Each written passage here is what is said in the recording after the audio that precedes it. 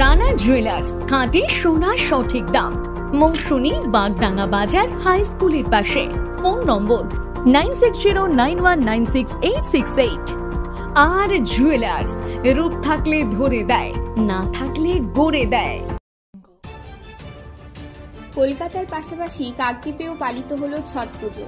সোমবার বিকালে সূর্য অস্তের পর এই ছট পুজো শুরু হয়েছিল। মঙ্গলবার সকালে সূর্যোদয়ের মধ্য দিয়েই পুজো শেষ হয়। কাকদ্বীপ গৌরী আশ্রমের পুকুরে সূর্য দেবতার আরাধনার মধ্যে দিয়ে পুজো শুরু হয়েছিল। মূলত কাকদ্বীপের প্রতাপাদিত্য নগর গ্রাম পঞ্চায়েতের বিদ্যানগর এলাকায় প্রায় 30টি পরিবার এই ছট পুজোর আয়োজন করে থাকে। তারা দীর্ঘদিন ধরে এই পূজার আয়োজন করে আসছে। ধুমধাম করে পালিত হয় এই উৎসবটি। ছটি মাইয়া ছট পুজোর উৎপত্তি হচ্ছে ব্রহ্মাদেবের মানসপুত্রী ছটি মাইয়া, সূর্যদেবের বোন, সূর্যদেবের শক্তি দিয়ে ছটি মাইয়ার শক্তি। ছট মাইয়া মানে ষষ্ঠী মাতাকেই ছট মাইয়া বলে।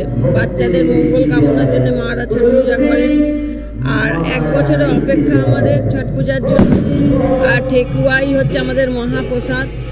ছট পূজা শুধু পরব নয়, ছট পূজা শুধু উৎসব নয়, ছট পূজা হচ্ছে মহাপূজা। আমাদের ছট পূজার জন্য আমরা 1 বছর অপেক্ষা করে থাকি। আমরা 30 জন পরিবার নিয়ে এখানে ছট পূজা হয়। আমাদের শাকসবজির মধ্যে মূলা, বরবটি, হলুদ গাছ, আদা গাছ, লাল আলু এগুলো অবশ্যই থাকবে। কুমড়ো দিয়ে পুজো হয়। পুজোর মানে সব কিছুই থাকে, ফল টল তো থাকেই, সবজিও থাকে। আর ফুলও হচ্ছে মাস্ট, স্যুপ বলি আমরা হিন্দি দিয়ে। স্যুপের মধ্যেই সব সাজিয়ে পুজো হয়। কাকদ্বীপ থেকে রবীন্দ্রনাথ মণ্ডলের রিপোর্ট, প্রান্তিক বাংলা।